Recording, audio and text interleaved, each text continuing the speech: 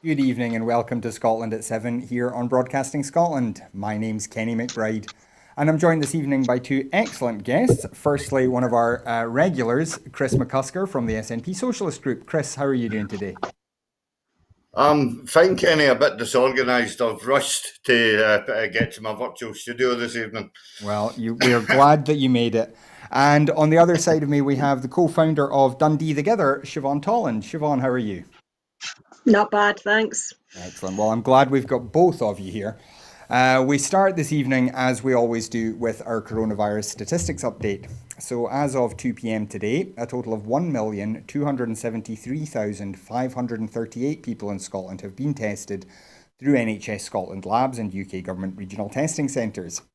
Of these, 1,165,789 were confirmed negative, 107,749 were positive.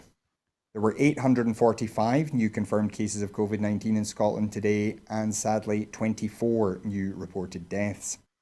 Of course, this will be an underestimate of the total number of cases, as not everyone with the virus will show symptoms, and not everyone will necessarily get themselves tested. As always, we urge you, if you are showing symptoms of a new, dry, persistent cough, a fever, or a change in your sense of taste or smell, please do book a test as soon as you can. Of the people who have tested positive, there were 996 people in hospital last night, 45 of whom were in intensive care. The number of patients in Scotland who have died from complications caused by the coronavirus infection now stands at 4,135. This number only includes those who have died in hospital, having received a positive test for the virus. And the latest UK daily figures published today show that 64,402 patients who tested positive for COVID-19 have sadly died from their illness, an increase of 232 since yesterday. This number refers to deaths in all settings, not just those in hospitals. And we have some changes in levels to announce to you as well. 3 local authorities are to move up to level 3 of the COVID protection scale following rises in the prevalence of the virus in the past week. East Lothian, Aberdeen City and Aberdeenshire will all move this Friday at 6 p.m. following significant increases in their infection rates. All other areas remain unchanged in their levels. However, the Scottish Government has agreed today that there will be a review of the protection levels next week on Tuesday in order to allow for any action to be taken in light of further changes in the infection data. A review of the content of each level within the strategic framework is to be undertaken to ensure the system is as robust and as effective as possible. And we also have the latest report from the Office for National Statistics covering deaths in England and Wales for the week ending the 4th of December, which was week 49 of the year. In week 49, there were 2,835 deaths registered in England and Wales where the coronavirus was mentioned on the death certificate. Of these, 2,623 were in England and 207 in Wales. Both of these are down from last week. This is the first time since week 36 where deaths in England have fallen, and the second consecutive week of declining numbers in Wales. Of these deaths, 2,796 had previously been reported in UK Government daily figures. This report takes the total number of COVID-related deaths in England up to the 4th of December to 65,792, while the total in Wales has reached 3,892. And before we go on with the rest of today's headlines, if you'd like to join the conversation here, you can do so on Twitter by following us at Broadcast Scot and using the hashtag Scotland at 7. And as you can see, we'll be flashing some of those tweets up on the screen throughout the show, so do please get in touch. But our first story tonight, the number of drug-related deaths in Scotland increased by 6% from 1,187 in 2018 to 1,264 in 2019, representing the highest number since records began in 1996, according to statistics published today by National Records of Scotland. Other key findings show that of all drug-related deaths in 2019, nearly 7 in 10 were male, over 2/3 were aged 35 to 54, and 3/4 occurred in the following 5 health boards: 404 in Greater Glasgow and Clyde, 163 in Lanarkshire, 155 in Lothian, 118 in Tayside, and 108 in Ayrshire and Arran. And finally, heroin and morphine were implicated in more deaths than in any previous year, in over half of the total. So, Chris, I'll come to you first on this. And this is a problem that Scotland has faced for a long time, and it doesn't seem to be getting an awful lot better. I mean, this is not a massive decline, but it's still worse. What do you make of these numbers? Well, I mean, obviously the numbers are horrific, and it's if anything, it's further evidence that the UK government need to give us the necessary powers in order that we can tackle this properly.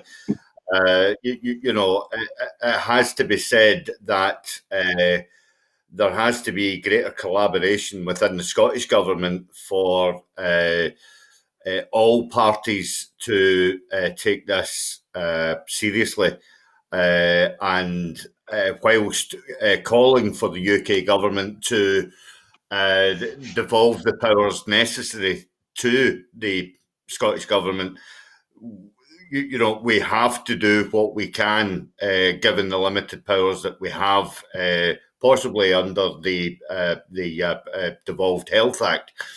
But you know, again, it's the unwillingness of the UK government to, you know, just give us, for argument's sake, safe drug consumption rooms. But again, you know, it has to be pointed out that it needs a joined up approach, you know, in order to tackle the underlying problems, which are not drug related, that could possibly mitigate people dabbling in the drug scene. Mm-hmm. And Siobhan, I mean, this is obviously a problem here in Glasgow. It's also a fairly significant problem in Dundee. What do you think that the Scottish Government could do now? I mean, do you think it's possible, for example, to just, without changing the law, to just tell the police, we're not going to be chasing, we don't want you chasing drug users, we don't want you trying to close down safe consumption facilities? Do you think that kind of thing could be a strategy that the Scottish Government could use? Yeah, I was thinking about that earlier on actually, and I would like to, I would like to see the Scottish Government being braver in that respect. I think we've kind of maybe reached a moment in our politics and in our history where maybe we just need to say, you know what, we're going to do it. You know, if it's going to save lives, we're going to do it. And, you know, if the UK didn't like it, then there we go. That's what's happening. You know, we take independence bit by bit in that respect. So there's an element there for me. It's like if this is going to help and this is going to save lives, then we find a way to do that, regardless of whether it's devolved or not, or we find whatever loophole is necessary. But we act independently and we just take that power and do it, because what we've got is it is a public emergency, and that's the Scottish Government declared that 18 months ago. UK government have refused to decriminalise. We're going in completely different directions when it comes to trying to deal with the drug problem. We're trying to treat it as a public health emergency, but then down south it's still pretty much a kind of criminalisation process.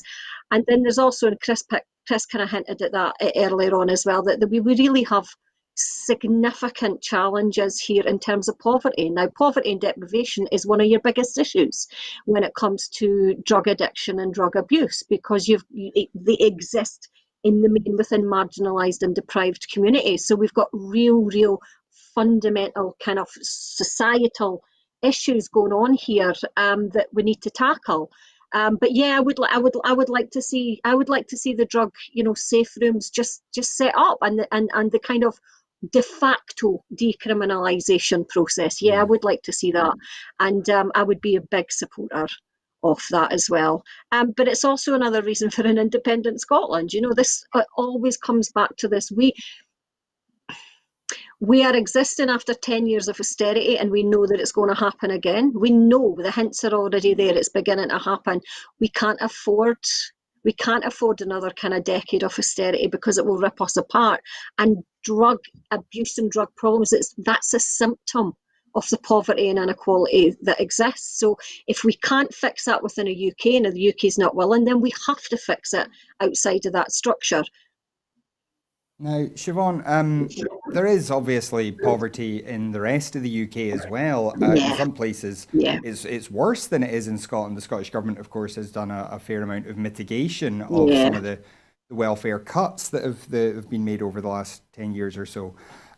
So, what do you think is going on that Scotland has been hit so much worse than other kind of comparable countries? You know, I kind of, when I think about this, I kind of think of Greenland and their kind of high male suicide rate, and that kind of sense of self-harm that a country experiences. And one of the reasons for kind of, that's kind of perhaps suggested for Greenland is that they have no autonomy in their structure, Mm, because they're a kind of, you know, a colonized land, if you were, and kind of, so there's that element here. And I think that there's an element of that for Scotland as well, that we're there's a psychology perhaps of the nation that's more dispossessed and more powerless, or more mm, feelings of powerlessness, individually and collectively across the board. And I think for me, it's kind of almost a colonial aspect of it. And I think that's maybe where Scotland feels that powerlessness a wee bit more, in a collective psychological term. That's one of the reasons I kind of keep thinking, because it isn't just the poverty, isn't it? But mm, there's something more deep seated, and I think it comes down to lack of power as mm. as a nation. Yeah, Chris, I mean, that is something that people like Professor Harry Burns have raised in terms of Scotland's lower life expectancy than England, is this sense of powerlessness. Do you think Mm. is that the big factor? Do you think there are other factors going on that are unique to Scotland? Well, the other factors that we have to take into consideration is the fact that during the 1980s and the 1990s, there was a significant increase in problem drug users, which possibly peaked about maybe 20, 25 years ago. And now there's an aging population of drug addicts, mainly men, who have been using heroin for, decades. I was reading a report from Professor Katrina Matheson of the Scotland's Drug Death Task Force, and she was pointing out that that it brings on serious health implications such as respiratory diseases, liver diseases, bloodborne viruses, which brings on an overall vulnerability. Mm, But yet, all the if you die of if you die with these existing causes, your death is not put down to those existing causes. If you're a drug user, it's put down to the fact that you're a drug user. And the proportionality, whilst we can't ignore the fact that Scotland does have a drug issue, but the proportionality, the way that the drug deaths are reported, has to be looked at, mm, because and I'm not trying to paint a rosy picture in any such way, shape, or form. But as it has been documented, the fact that drug deaths are actually reported differently in Scotland than what they are in any other European country, mm, and that is a statement of fact, and that does contribute to putting us at the top of the table. But again, I would hark back to what Siobhan was saying earlier on about the fact that that Scotland just basically needs to do things for itself, because we know that the UK government are not keen on lifting a hand in order to help Scotland in any such way, shape, or form. mm, And the problem that I have got, the problem, maybe I'll rephrase that. The issue that I've got with our First Minister being her number one comrade, and I'll gently chide this one out, is the fact that we have been conditioned and we have been told that we are European. So why the hell are we not taking a European approach to tackling this issue? Because quite clearly the English government, and I make that point, the English government are basically holding us back in order, to try and do this. Alison Thewlis has done tremendous amount of research, tremendous amount of work to raise the awareness of this issue. There was a fact-finding mission over to Lisbon last year, and the approach in Lisbon is absolutely, so compelling that Scotland could easily adopt if we only had the powers in order to do so. Possibly, then, if we're not going to have the powers, we should, arbitrarily just go ahead with it and start opening safe consumption rooms. But again, in the opening of safe consumption rooms, we have to have that joined up support, which goes along, and again, what was already eloquently touched on, is the deprivation factors that go along hand in hand. And not just with drugs, but also with alcohol and all the rest of it. So there needs to be support in housing, there needs to be support in welfare, there needs to be support in so many areas that, overall, it just compels the fact that we should be independent in order to do all this ourselves. Yeah. Well, we move on just now, and from August to October of 2020, Scotland's employment rate estimate has risen to 74.8%, and the unemployment rate estimate has fallen over the quarter to 4.2%, outperforming the figures for the whole of the UK. The latest Office for National Statistics labour market survey, published this morning, reveals that redundancies hit 370,000 in the 3 months to October, while the UK unemployment rate rose again to 4.9%, with over 819,000 fewer people in employment in November than in February. Hospitality and retail are among the worst hit sectors. It comes as the UK government plans for a low deal or no deal Brexit, set to hit the UK economy at the worst possible time, with a strong risk of lasting damage and disruption to jobs, incomes and the economy in the middle of a global pandemic. Commenting, Minister for Business, Fair Work and Skills Jamie Hepburn said, "These figures still do not reflect the full impact of coronavirus on employment, as the job retention scheme has played an important part in supporting employers and employees. We are also facing huge economic uncertainty as a result of Brexit and the UK government's decision to leave the transition period on December 31st in the middle of a pandemic and a recession. However, the Scottish Government continues to support employers and to help protect jobs by making grants available to businesses impacted by COVID-19 restrictions. We are taking every step within our power to create a stronger, more resilient, sustainable economy as we work to recover from the pandemic.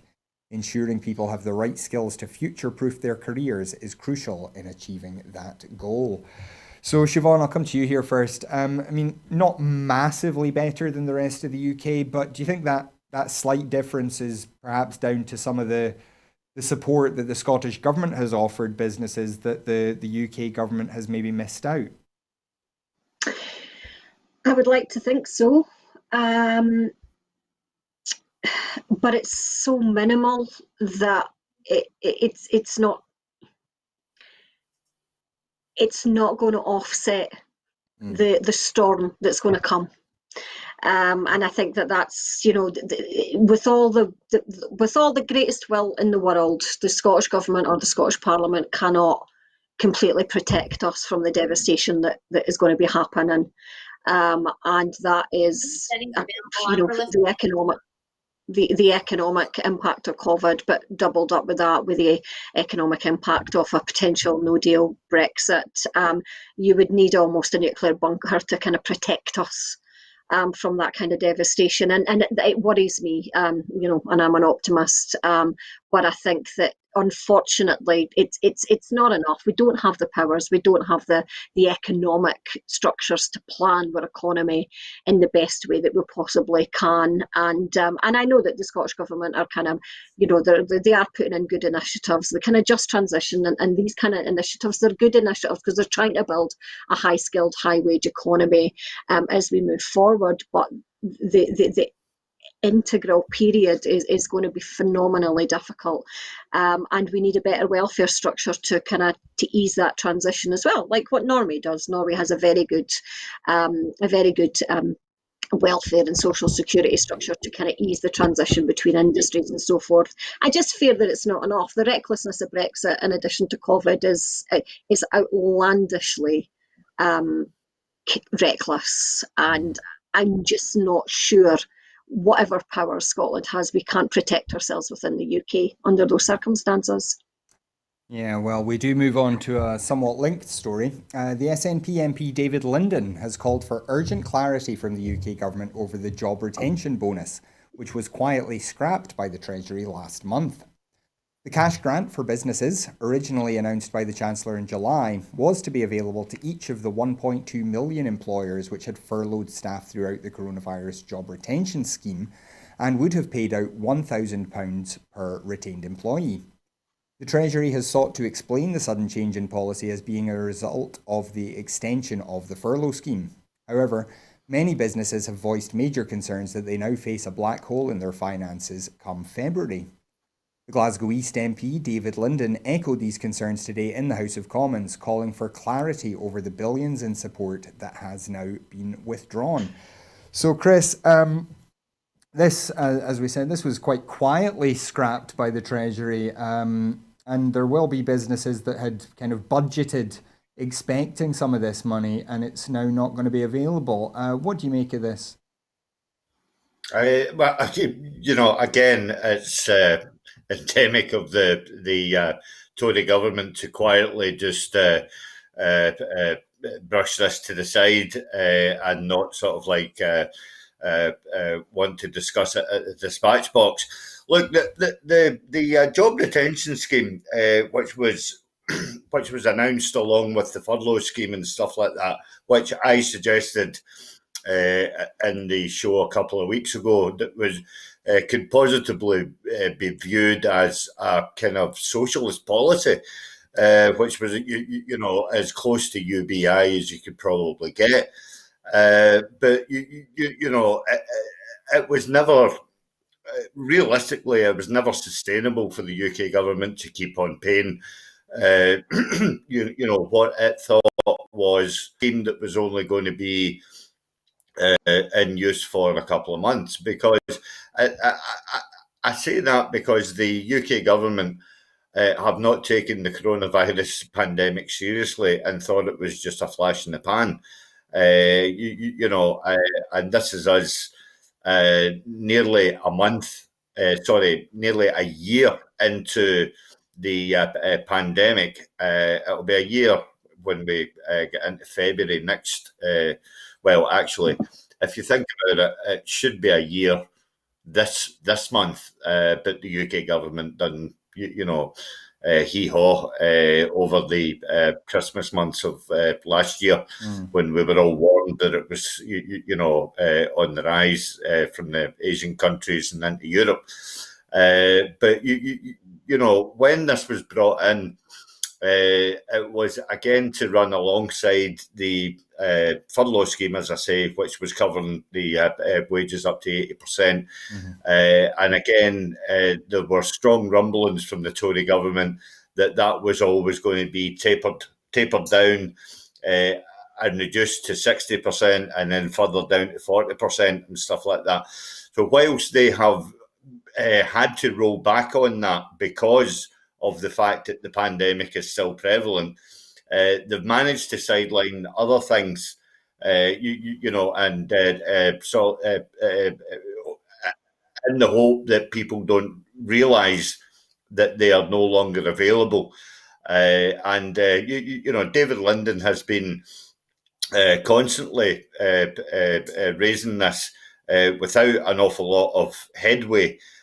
because, as I say, they're not willing to discuss it at the dispatch box. Mm-hmm. Well, we will keep watching that, but we move on now. And the Tory government has come under fire over its move to yet again roll back on Lord's amendments that sought to protect the devolution settlement and prevent the Tories from grabbing devolved powers and hoarding them at Westminster. In the House of Commons, the UK government reinserted the amendments despite suffering another round of defeats in the House of Lords. Commenting, the SNP MP Drew Hendry, who led for the SNP in today's debate on the bill, said, "The Tory government detests devolution, and any pretence otherwise has been swept away by this power grab bill, as it puts into action the casual contempt it has for the devolved parliaments." Yet again, the Tories ditched key Lords amendments and ploughed ahead with plans to impose a bill which seeks to bypass the devolved governments, spend in devolved areas, and force them to accept standards set by Westminster in devolved policy areas like public health, the environment, and food safety. Despite the bill being torn apart in the Lords and rejected by the Scottish Parliament and Welsh Assembly, the Tory government has railroaded ahead regardless. So, Siobhan, does it surprise you at all that the Internal Market Bill has been restored to its former glory once it got back in the hands of the Commons? I'm just going to remind people, actually, that when the Conservatives came to power and Brexit happened, they tried to bypass Parliament completely to push through the Brexit bill. And I think that gave us a very, very strong indication of what their view of democracy actually was. It didn't succeed, but only because the courts prevented that. So this was always their case, was to try and bypass anything really that gets in their way. And devolution, well, Scotland's always been, from a kind of UK perspective, a bit of a pain there. And the stuff that the Scottish Parliament is doing is particularly progressive, especially in comparison to the UK. No, of course it's not a surprise. I think it's given the way that the UK government is acting, it's only to be expected. But it leaves a very stark choice now for the people of Scotland, doesn't it? And I think that what we've got is two almost extreme versions of a Scotland and what that could be, because it's not. Back in 2014, we had a choice between a very different leap in the dark, perhaps independent Scotland, but a status quo for the UK. And people obviously opted for the status quo, opted for a bit of stability there, I think. But what we've got now, of course, is a structure where the UK will completely change the social contract that we've got. We won't. Our devolution is going to be absolutely diluted. We'll end up kind of moving towards direct rule. That's not what the people of Scotland want.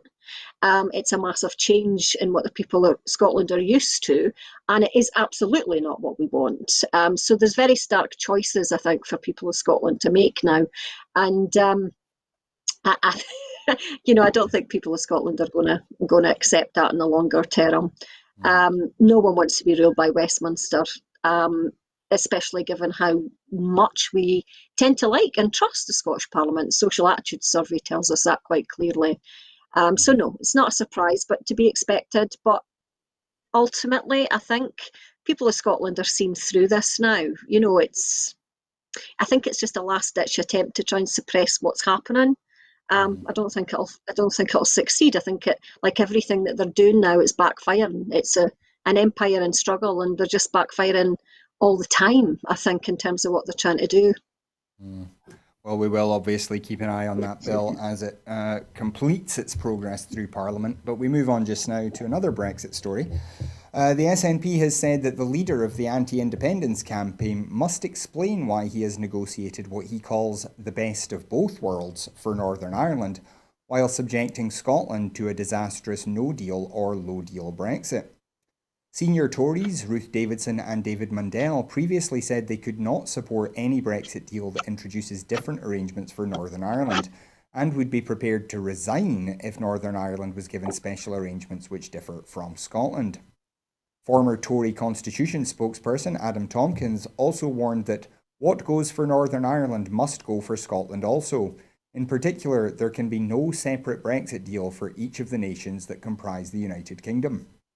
The SNP have said today that Scotland, alone of the UK nations, has been left with no democratic say over its future relationship with Europe. And Chris, this is something that we've talked about since 2016, the fact that Northern Ireland was going to get something like remaining in the EU, at least, that it would be closer to the EU than we are. Wales and England both voted for Brexit and they're getting it. Scotland is the only one not getting what it voted for. What did you make particularly of that best of both worlds comment about Northern Ireland? That was something we were promised in 2014. Yeah. And I've got to word this in a way where I'm not deriding Northern Ireland in any such way, shape, or form. They have got the best of both worlds. They have access to the single market and to the customs union, and that is in direct relevance to protect the Good Friday Agreement. That is it has to be sacrosanct. Because the last thing that we want to see is a return to the Troubles in Ireland.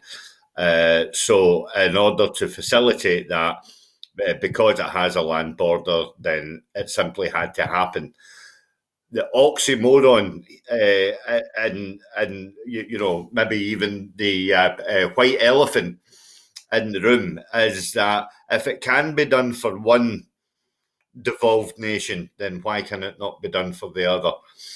And it throws up the fact that the UK government don't wish to reciprocate that arrangement with Scotland because it knows that Scotland would be significantly enhanced, possibly from England and Wales. They are never going to agree to the colour of you know what, Kenny, when it comes down to the fact of what Scotland wants. Now, it was a couple of years ago, I think it was actually maybe 2016, 2017, where the SNP as a parliamentary group put up a reasonable amount of proposals, at the start of this internal market conundrum, as a way forward, basically trying to act as the grown-ups within the room, and it wasn't even read when it got to the Prime Minister's office. It was dismissed out of hand. Basically all we really wanted was access to the single market and the customs union.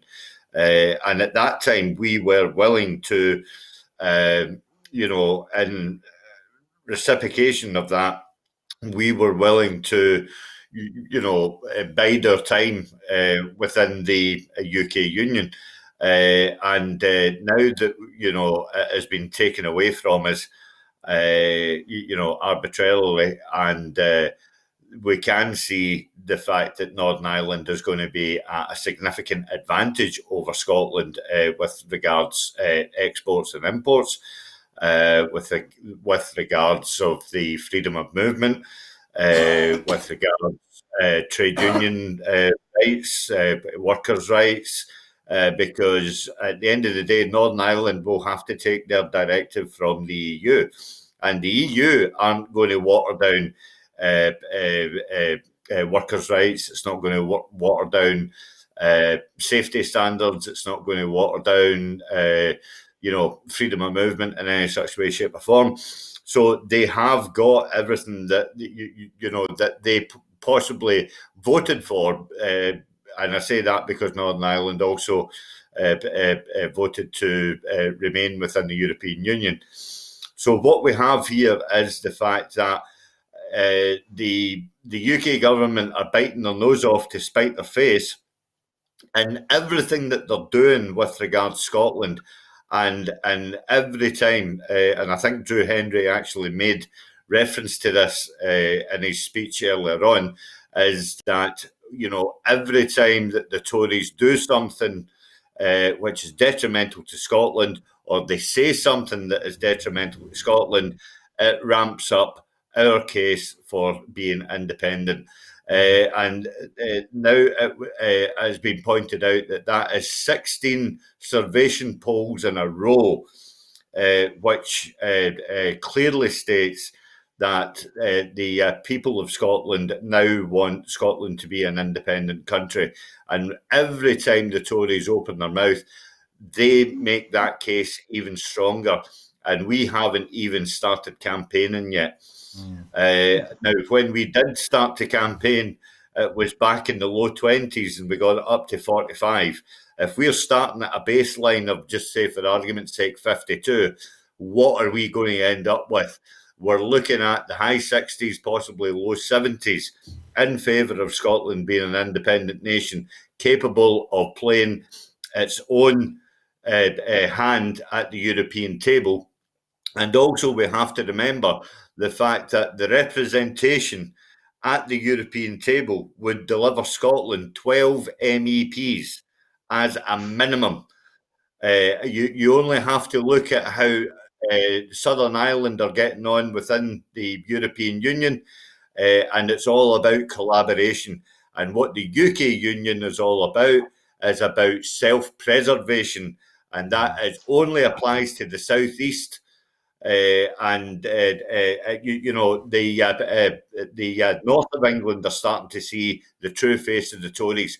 And it is also worth pointing out, if I could just possibly point out, rather than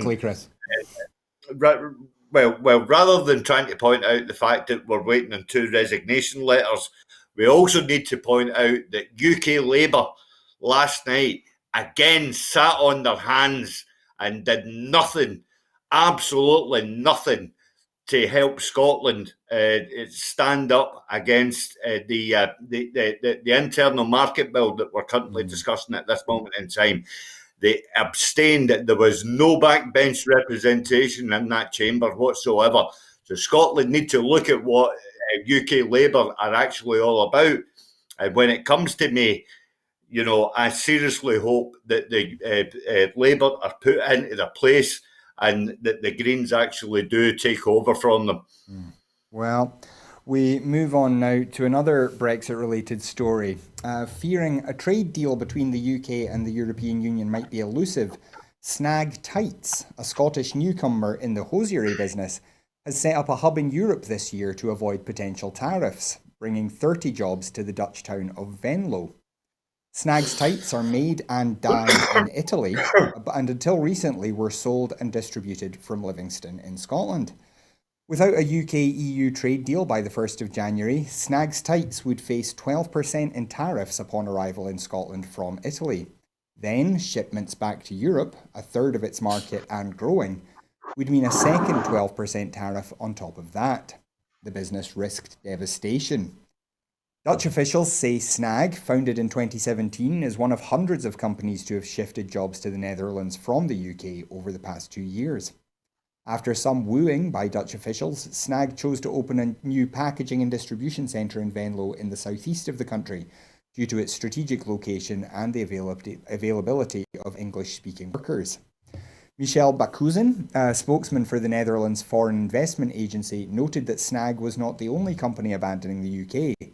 He said, through 2019, 140 companies opted to move to the Netherlands, and we were talking to 250 companies, but that has now increased to nearly 500.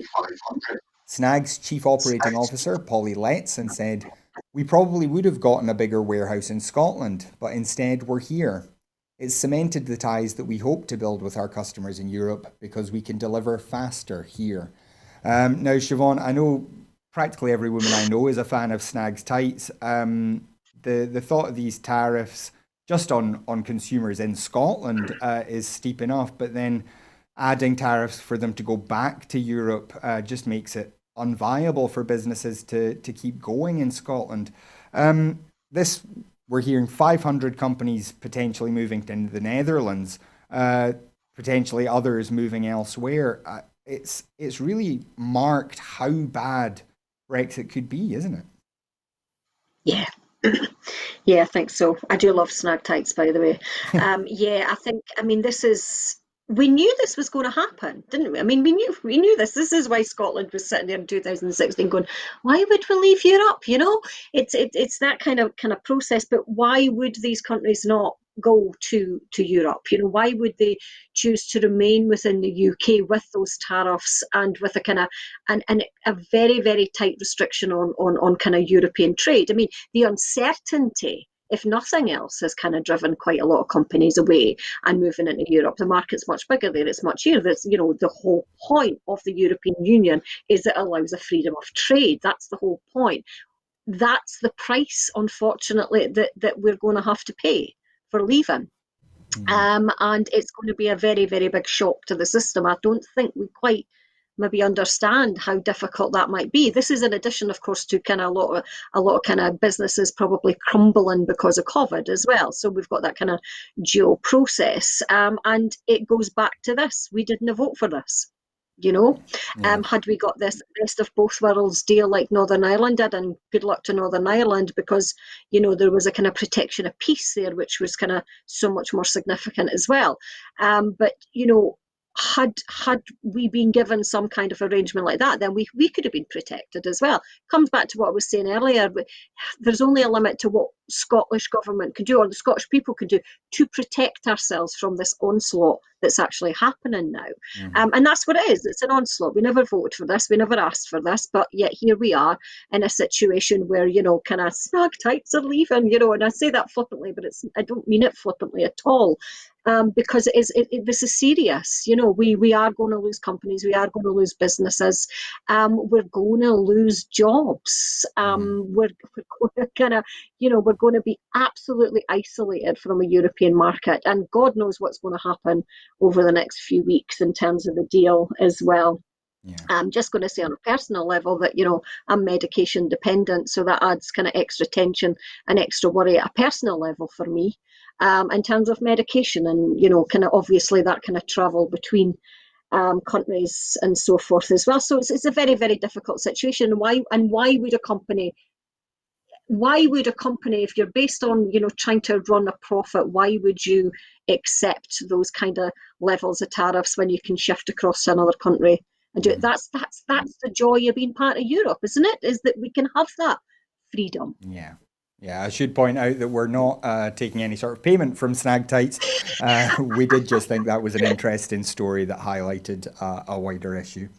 We move across the Atlantic now, though, and President-elect Joe Biden yesterday delivered a forceful rebuke to President Donald Trump's attacks on the legitimacy of his victory, hours after winning the state-by-state electoral college vote that officially determines the US presidency. Monday's vote, which is usually a formality, assumed outsized significance in light of Trump's extraordinary effort to subvert the process due to what he has alleged was widespread voter fraud in the November 3rd election. In a roughly 13-minute speech, Biden called for unity while voicing confidence that the country's democratic institutions had held in the face of Trump's attempts to reverse the election outcome. He also noted that his 306 to 232 margin in the Electoral College was the same as Trump's 2016 victory, which the Republican had described as a landslide. Some Trump supporters had called for protests on social media, and election officials had expressed concern about the potential for violence amid the president's heated rhetoric. However, the vote proceeded smoothly, with no major disruptions. Meanwhile, US Attorney General William Barr announced that he will step down next week. Barr, who had angered Trump by not supporting his false claims that the November 3rd election had been tainted by fraud, said he would leave office on December 23rd, a little less than a month before Biden is sworn in on January the 20th. Deputy Attorney General Jeff Rosen will take over as acting Attorney General after Barr's departure. So, Chris, I think a lot of people will have heaved a sigh of relief at the Electoral College getting this vote done. Now Biden is officially the president-elect. Trump has said that he will accept the vote of the Electoral College. So do you think now the worst is past and we just have to wait out the few weeks until Trump finally does leave? Yeah, I think that we have to. The one thing that we can all be grateful is the fact that Donald Trump has possibly accepted the fact. I was actually going to say that his came to his senses, but that's probably a step too far. But he's basically accepted the fact that now that the Electoral College has basically ratified all the votes, and there is very little point in any litigation against the against Biden and against the new administration. The one quote that I absolutely love from Biden himself was the fact that not even an abuse of power can stop a peaceful transition. And that just recognises the fact that, the last 4 years have been an absolute abuse of power. And that can be attributed right across the globe, in so many areas where Trump has stuck his size 9s in and made a complete arse of diplomatic situations. Obviously, I'm thinking about his relationship with Israel and stuff like that, the fake setting up of a US office, within Jerusalem and stuff like that, and a whole load of keech that the world has got to put up with, during his tenure of what could only be called as a clown-like dictatorship, which has been replicated by Boris Johnson. So now that we've got a wee bit of stability back in America, let's hope that we try and see that replicated in the UK. Well, we come back to Scotland now, and the first of 3 regional hub laboratories set up to increase Scotland's testing capacity opened in Glasgow today. The Glasgow Hub Laboratory is located at Gartnavel Hospital on a site formerly occupied by the Scottish National Blood Transfusion Service and will be managed by NHS Greater Glasgow and Clyde. The site will be staffed by around 60 people with initial capacity to process 6,000 tests a day using 4 Thermo Fisher scientific amplitude testing systems, which are among the first of their kind in Europe. The Amplitude system can analyse up to 3,000 samples in a 12-hour shift using a highly automated molecular diagnostic system.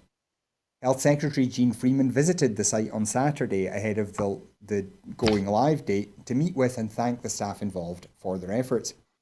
Establishment of the 3 hubs is being led by National Services Scotland, and the remaining sites at Forester Hill in Aberdeen and Lauriston Place in Edinburgh are on track to open in the coming weeks.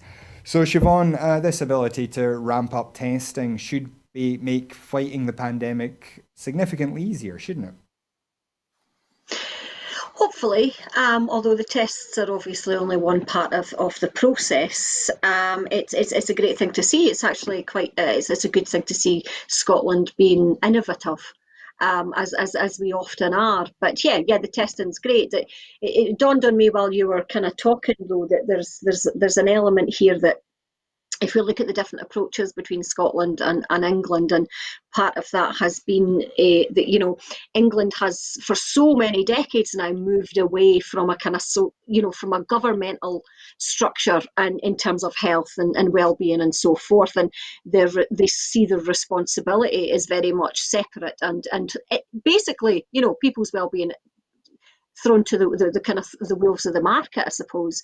And what we've got is a very different approach in Scotland, where it's seen as a much more coherent and integrated and governmental responsibility. And I think it's that kind of difference that we see between Scotland and England. If you look at kind of the test and trace, and the differences there, one of them was farmed out to kind of private companies, the other one was done on local public health, and I think that showed a big difference, and it actually reflects, I think, a very different philosophy in how Scotland and England are moving and the different directions that we're travelling in, and the fact that these kind of tests are very integrated into the health structure makes it important, and it shows, I think, where we see health and well-being and how we tackle those issues. So it's a great thing, and it's nice to see that we're kind of at the head of the curve in that. And I hope it does. But when it comes down to it, and this is just a wee personal plug here as somebody that shields, that, you know, it comes down to people taking some responsibility as well, and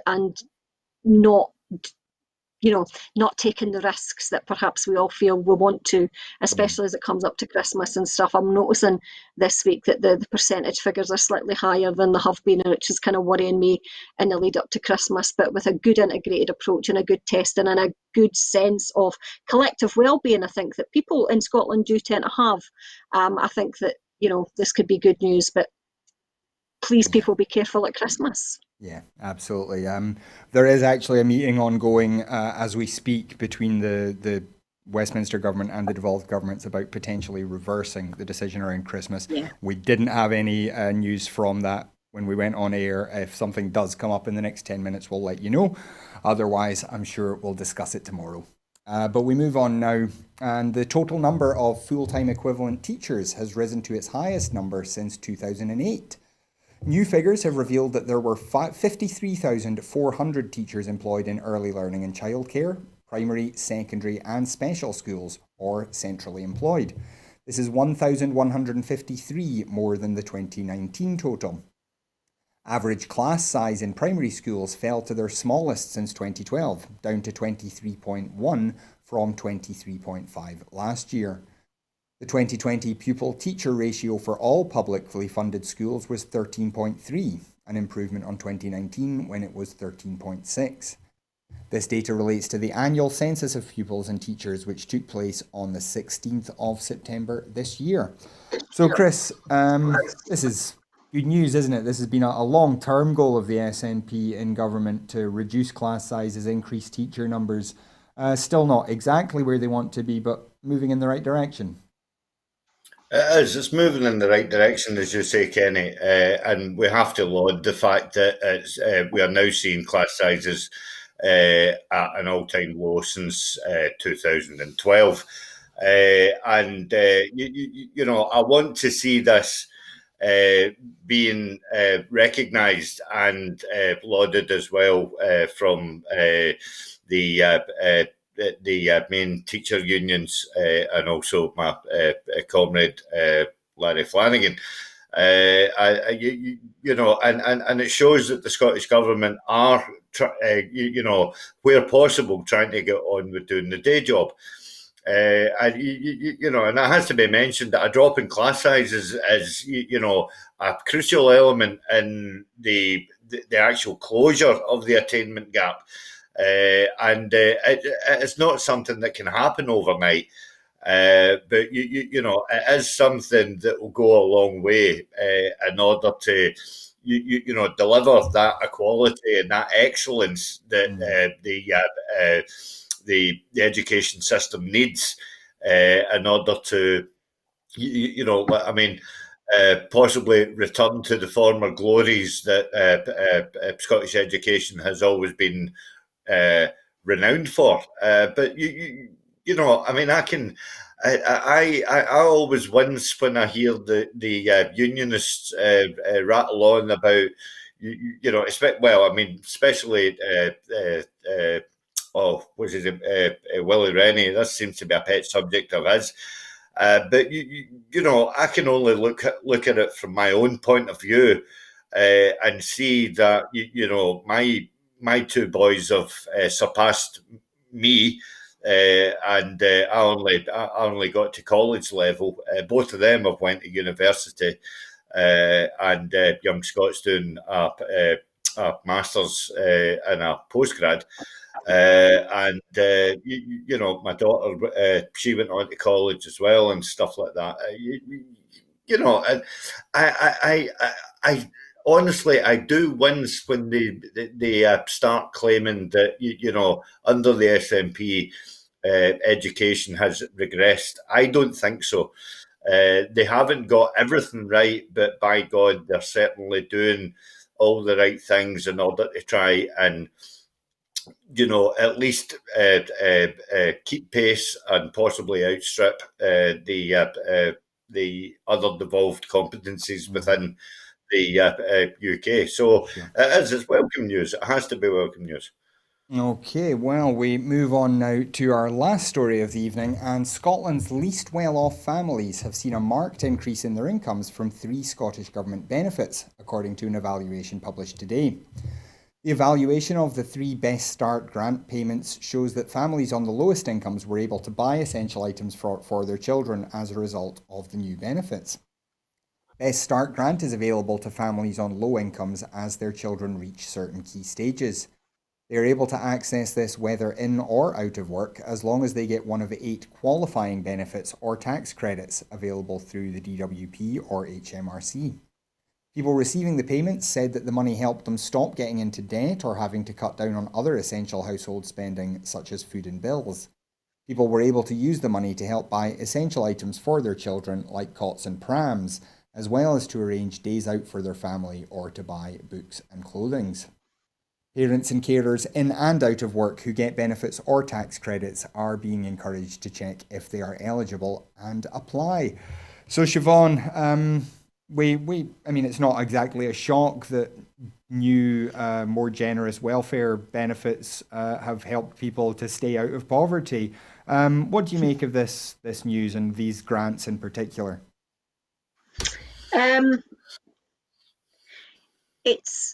It's a taste of what we can do, when we become independent. We have very few benefits that have been devolved, although more obviously recently. But I think that if you look at the examples of what's happening in the Best Start grant being a really good one, Scottish Child Payment being an excellent one, it shows, I think, where the priorities are lying for the Scottish Government and the Scottish Parliament. It's about tackling poverty at the early stages. I'm a big fan of anti-poverty strategies for kids, because I think that kids are the innocent bystanders in this whole political mess that kind of we find ourselves in. But also as well, poverty is insidious, and I think I said this on the last show again, I'm going to say it again. Poverty is insidious. The impact of poverty on kids is phenomenal. You get, kids, by the time they hit school, they're kind of cognitively much kind of slower than the richer counterparts. Their educational attainment's going to be a lot lower. Their health is going to be a lot poorer throughout their lives, and more likely to fall into intergenerational poverty and unemployment as well. These things that affect and positively impact on kids at an early level has a potentially huge intergenerational impact as we move forward. So it's great stuff, and it is a taste of what we can do if our priorities are correct. And I think that that gives the people of Scotland, I think, a good idea of the potential that we can do if we had all the powers. Well, what a perfect place to end. So I'd like to thank Chris McCusker and Siobhan Tolland very much for joining us. It's always a pleasure to hear from both of you. And we'd like to thank you at home for joining us as well. There would be no point in us doing this if you weren't here with us. So thank you very much for spending an hour with us tonight. If you're able to support Broadcasting Scotland, we would ask you, please, if you can, to go to broadcastingscotland.scot/register. If you can sign up there as a supporter, your £5 a month will make a big difference. As many of you will know, we are also running a crowdfunder at the moment, so if you just want to make a one-off donation, you can do that at broadcastingscotland.scot/donate.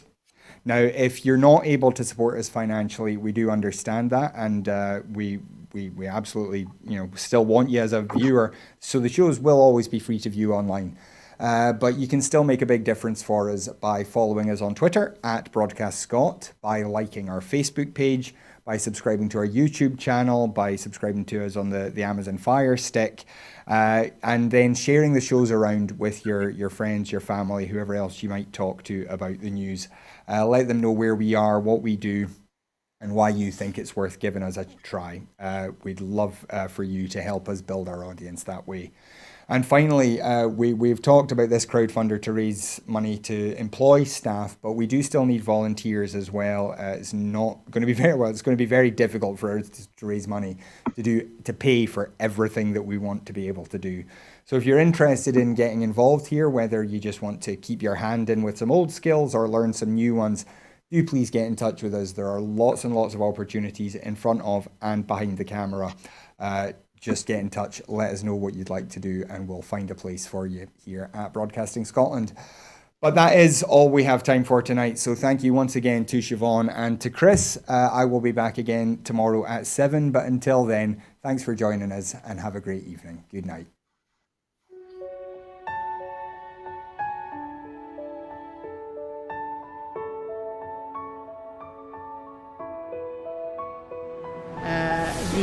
The Catalans, the Basques, the Galicians in the Basque.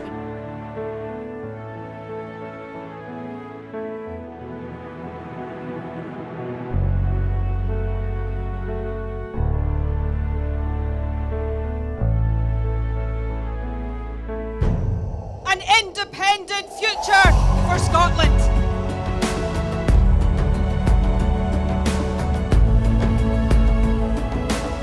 How quickly do you think a referendum can be arranged?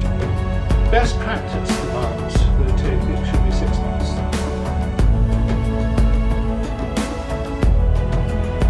Just looking at the overall share numbers for Scotland at the moment, the SNP 46.4%.